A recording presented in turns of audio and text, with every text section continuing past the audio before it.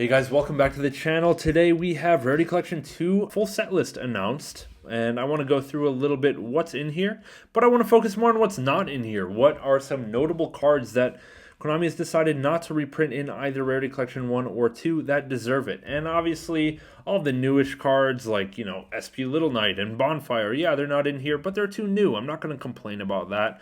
It doesn't make sense for them to be reprinted, but there's a lot of old cards that don't have high rarity printings that would have been perfect for this set that we just don't see in here. So I do want to address a couple of those, but first let's take a look at what's actually in here. A notable difference between Rarity Collection 2 and 1 is that this particular set has a lot more archetype specific stuff in it. We see a lot of cool branded cards like Masquerade, Rinbrum, Aluber's in here for some reason. Then we have Exosister cards, we have Magnifica and Pax, we have Blue Eyes cards, we have Unchained cards, is Unchained Soul of Rage plus Abomination's Prison is in here, and then all of the Pearly cards are in here that have not been reprinted yet, and then all of the planets, which is super cool. To be honest, I actually am super in favor of all of the planets getting a fancy rarity print, and that's awesome. And then there's just all the Solemn cards are getting reprinted. We have Skill Drain getting a cheap print, for better or for worse, and then a lot of just meta staples both for this format and for the legacy formats like MST, Book of Moon, Mind Control, Foolish Burial. Like, all of these are super solid cards. And then we have the remainder of most of the hand traps that didn't get reprinted in Rarity Collection 1, like Ghost Ogre, Droll and Lockbird, Ghost Mourner, and stuff like that. A lot of cool extra deck staples in here. Appaloosa, Access Code, Abyss Dweller, Garura is kind of cool. Dragoon in here is kind of nice. So just a lot of neat stuff. And all things considered, this is a solid set. Like, I can't complain. I know it's not like huge hitters like Rarity Collection 1 had with Prosperity and Triple Tactics Talent, and a lot of cards were in there, but this one has a lot of good stuff too that support specific decks that otherwise were not very budget. Okay, so I'm pretty happy with this, but let's talk about some things that are not in here. Okay, I pulled out, let's see, 7 sets of cards, or 7 cards that did not get reprinted in either Rarity Collection 1 or 2 that I think kind of deserve it. And we're going to start off with the 3-headed elephant in the room, which is Trident Dragion. I know everyone's been trying to pick up this card. You gotta have to ask a friend, you know what I'm saying? They're still at $100 a piece minimum for a card that got reprinted, last reprinted like 10 years ago. I mean, Rarity Collection would have been huge. This would have been just dirt cheap. It would have been a $1 card tops for the super rare. So would have been an awesome opportunity, but I can see that they want to save this to be a chase card in a different set. So all right. Next card I want to talk about is going to be Diviner of the Herald. This was a card that I thought would be in here. Last year got printed in 2022, and besides that, it has its original print from 2021, and it's kind of expensive, and it's a little bit of a higher priced card for the Voiceless Voice strategy, and it's one of the main normal summons, right? And I would have not been surprised if this card got a nice low rarity treatment in here, not to mention the quarter century secret rare. But this was one of the cards that I thought would have been nice for this particular set, but apparently it's not in here, and it's still sitting around $12 to $15 a piece. The next one is going to be Kurikara. So this one, yeah, it did get a reprint in Ulti in the tournament pack, so that probably is why it didn't get reprinted. But if we look at the set list here, we do have Ultimate Slayer in here, this is its first reprint, and this is also from Power of the Elements that got passed up for the Megatins last year. And Ultimate Slayer, generic card. Kurikara, also generic card, and I thought this would have been in there, but apparently we're going to have to wait for the Megatins for any more reprints on this one. Granted, they did give us the ulti here, so that's fine.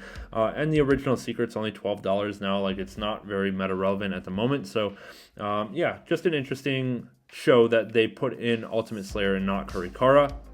The next one is going to be Destructive Daruma Karma Cannon. So this is probably the most popular kind of like generic removal trap in the game right now, and it would have been a nice support for trap decks, like getting a little bit of a rarity bump. But hey, I mean, it comes in Prismatic Secret. It just got reprinted last year, and that's understandable, but you know, stuff like Dogmatica Punishment got reprinted in the last Rarity Collection, so I was a little bit, you know, hopeful, or not. I was like kind of predicting that this might be in Rarity Collection 2, considering its recent popularity in the meta, but it's not in there, and you're gonna have to pay about $8 a copy for it, and you know, so be it. Next one is going to be the final hand traps that really did not get reprinted in either Rarity Collection 1 or 2, and that's all these sci-frame hand traps.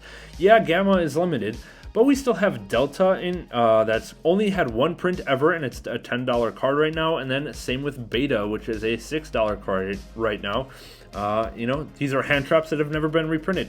Rarity Collection 1 and 2 both just reprint the crap out of hand traps, so I'm a little bit surprised that none of the sci-frame cards are in Rarity Collection 1 or 2, and I think it would have been a really cool place to put some of these cards, just to have them accessible, because it's really hard to find any of these, and I wouldn't be surprised if these get reprinted sometime soon, just to have as tech options to deal with like problem trap cards like D-Barrier, or problem spell cards that are possibly floodgates, you know what I mean? So yeah, I think that these cards need a reprint.